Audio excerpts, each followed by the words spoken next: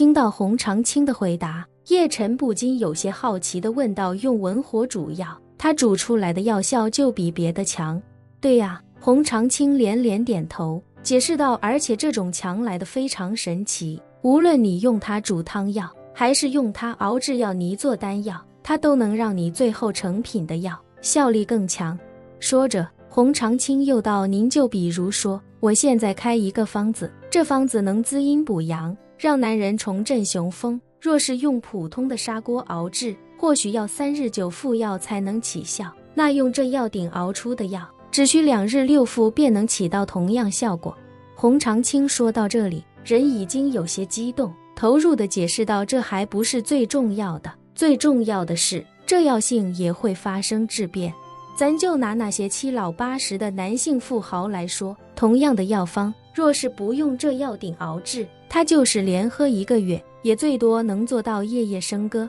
但这个夜夜笙歌的质量，也就是重振雄风的这个度啊，它只能达到60分，也就是勉强及格。可是他若是喝了这药鼎熬出来的药，他不但能夜夜笙歌，他重振雄风的那个程度就能达到70分，甚至75分，这个可是很厉害的，不但是把药效浓缩了，还把药效升华了。一旁的陈小昭听他一本正经地介绍这些，不禁骚红了脸，忍不住低声啐道：呸！淫僧妖道，为老不尊。洪长青一下子尴尬不已，他连忙解释道：诸位，我可没别的意思啊，就是随便打个比方。叶晨知道洪长青这种人，别看他实力很强，而且又是道门弟子，但他其实还是很世俗的，只想着用自己的所学去迎合权贵，就像那些热衷于为富豪明星布道的所谓高僧一样。平日里他接触的肯定都是一些豪门贵胄，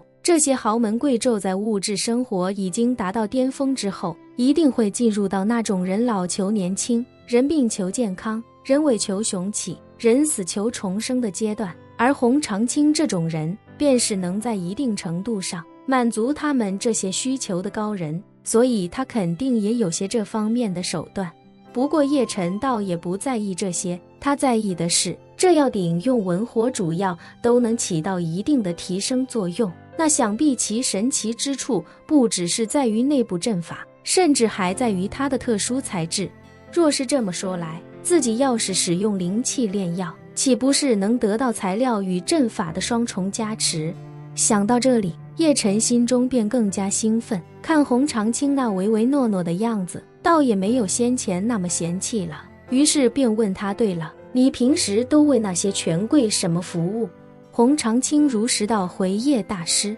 在下能的无非就是活人治病，死人超度，强身健体，修身养性，风水秘术，算命解梦这些，其中最受市场欢迎的便是活人治病，强身健体。而且在下得益于这支药鼎以及太真道师祖们留下的药方，炼出的药在权贵圈子里还是有些名气的，所以久而久之就混了个天师的名头。叶晨点点头，问：我听说你与美国的安家相熟？洪长青不假思索地说道：是，安家的老太太20年前开始皈依道教，当时便是我一位客户介绍，她变成了太真道的居士，除了经常为她去世的女儿女婿布道之外，也经常让我帮忙占卜，好像是想找她那个外孙的下落。叶晨神情一怔，心中不禁有些感动，旋即问他：你给他占卜了吗？占卜了。洪长青尴尬地说道：我对占卜多少也精通1、2，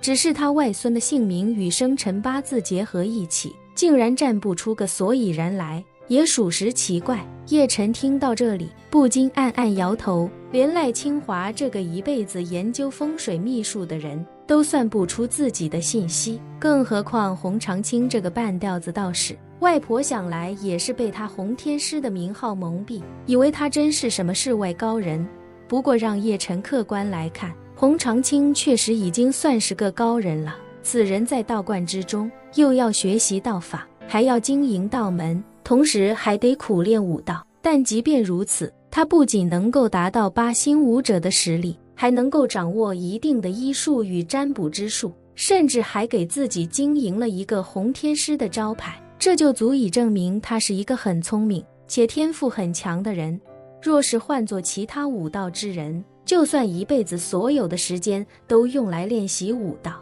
也不可能达到8星武者的高度。此时洪长青以为叶晨问及安家，再联想当初顾秋怡便是拿着他给的丹药去救了安家的老爷子，便以为他是想与安家结交，于是连忙殷勤地说道：叶大师，安家老夫人前几天还跟我通过电话，她说她过段时间就要来金陵了，如果您想跟安家人认识一下，我到时可以帮您牵根线。叶晨皱起眉头，你说安老太太要到金陵来？是啊，洪长青说不只是老太太，老爷子还有安家其他人也会过来，反正老太太在电话里确实是这么说的，而且她知道我早一步来了金陵，所以便跟我打个招呼，询问我在金陵有没有什么发现。说到这，洪长青忽然想到什么，恍然大悟道：哎呀，是在下梦浪了，以叶大师您的神通，若是想认识安家人，哪需要在下帮忙？我猜安家人来金陵就是想来找您的，毕竟是您的丹药救了老爷子一命，他们大概率是来金陵找您报恩。叶晨的心一下子纠结起来，他也很清楚，外公外婆如果来金陵，目的一定是找自己，只是洪长青不明白其中细节，不知道自己在安家人那里有3重身份。第1重身份自然是安家的外孙，第2重身份便是安家在顾秋怡演唱会上的救命恩人，至于第3重才是散血救心丹的真正主人。洪长青以为安家人是来找自己的第3重身份，但叶晨很清楚，外公外婆要来金陵，一定是奔着自己第1重身份来的，他们一定是想从金陵开始重新寻找自己的下落。想到这里，叶晨也不禁有些忐忑，